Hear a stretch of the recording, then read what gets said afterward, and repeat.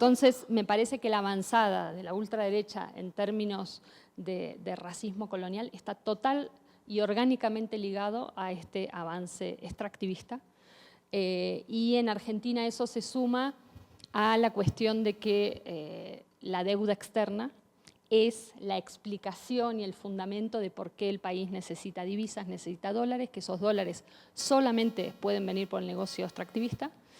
Y bueno, también es un modo político de gobierno que divide el país en regiones, ¿no? Las regiones según los recursos y las empresas extractivas interesadas en esos recursos. Entonces, hay una activación de este discurso racista muy fuerte, muy ligada al proyecto económico, muy ligada al extractivismo.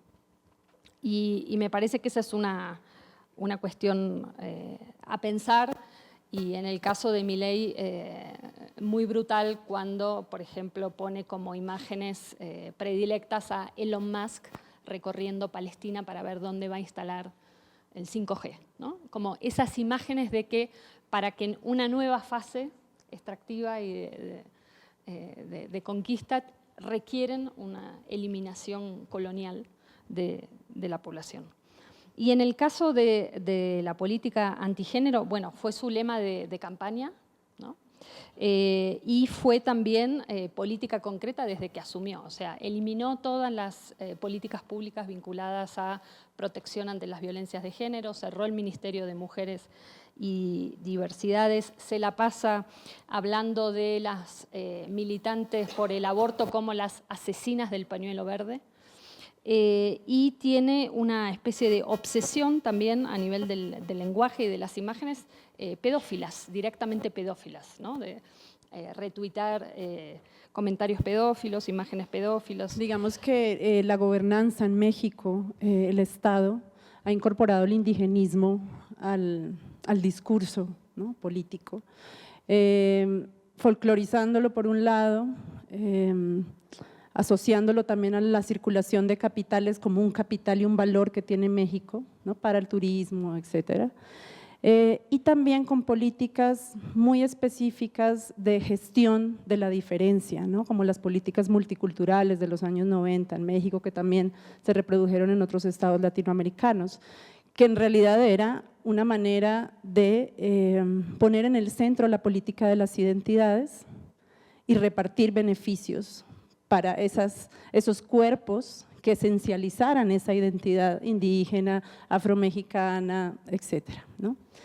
Por supuesto que en el reparto de todos estos beneficios, porque sí hubo beneficios, ¿no? Digamos, para los pueblos organizados, que de alguna manera se asociaron con las políticas de Estado indigenistas, al final de la repartición de esos beneficios siempre estuvieron las mujeres indígenas no recibieron el reparto de ese beneficio del Estado multicultural, ¿sí?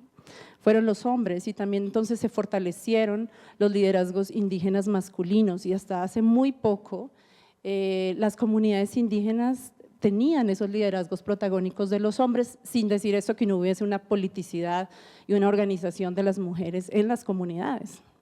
Ahora lo que estamos viendo justamente es la emergencia pública de esas formas de liderazgo y de organización femenina de las comunidades indígenas y afromexicanas que siempre estuvieron ahí, ¿sí? Pero que no habían sido beneficiadas por la política del Estado multicultural, ¿no? Ahora, me cuesta mucho trabajo separar, ¿no?, el sistema patriarcal del sistema colonial, eso es algo que creo que compartimos, y todas las violencias que podríamos mencionar acá que se ejercen sobre los cuerpos de las mujeres, se ejercen sobre cuerpos de mujeres racializadas, pero también sobre cuerpos de mujeres migrantes, ¿no? En México esto realmente es un fenómeno masivo de violencia contra mujeres migrantes y también contra cuerpos trans migrantes. Entonces sí vemos que hay un régimen ahí de administración de las poblaciones, es un régimen que administra también la migración a través de las formas de militarización de la vida política, pero también de paramilitarización. O sea, aquí digamos que el control de estas poblaciones no se da solo por el Estado y su brazo armado, sino también por estos otros ejércitos que he estado mencionando, ¿no? Entonces ahí tenemos como todo un decálogo de violencias que están sufriendo las mujeres en este contexto,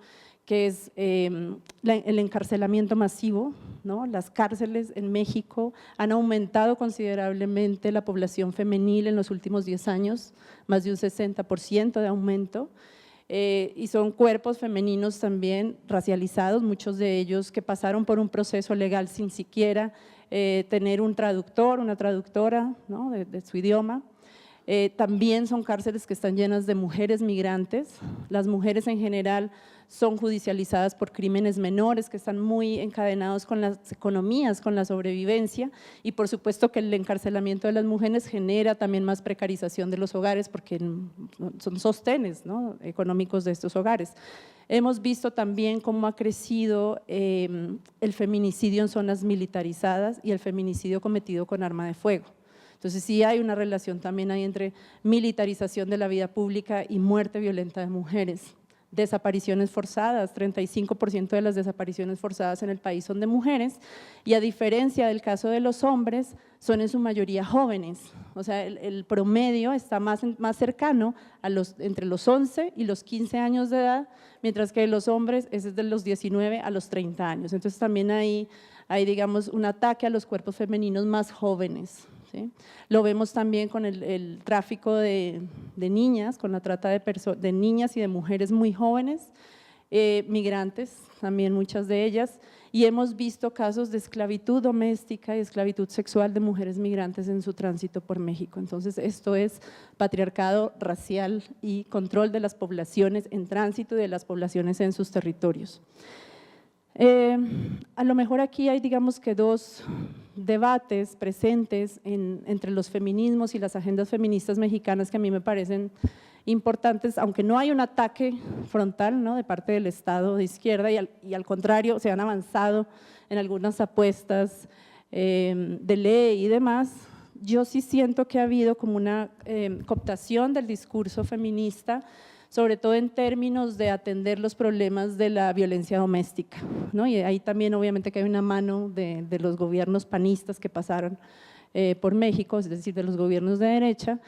Entonces hay un interés principal del gobierno por atender las agendas feministas que individualizan la demanda, incluso también los feminicidios a veces pueden ser una agenda feminista que individualiza la demanda, pero no en atender otras cuestiones estructurales o cuando se habla de violencia de Estado. Cuando se habla de violencia de Estado y cuando se trata de atender, ¿no? Los feminicidios cometidos por el ejército o por las fuerzas policíacas, hay una resistencia y una negación, ¿no?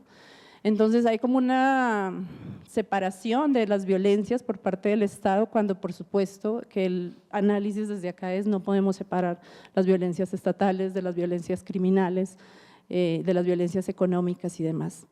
Y otra de las discusiones, con esto termino, y otra de las discusiones que también se han posicionado ahí en todo este análisis que hemos hecho de cómo esta guerra ha afectado a los cuerpos femeninos, cuerpos trans, cuerpos masculinos, es que hay un sector del feminismo que no ha querido atender también como una consecuencia del mismo sistema patriarcal colonial la muerte de hombres jóvenes. Eso es hombres matándose entre ellos porque son violentos.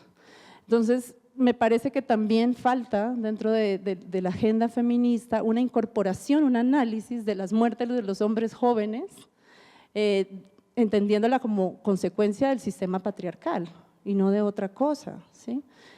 Ahí todavía no nos ponemos de acuerdo, creo que es una discusión que todavía hay que dar.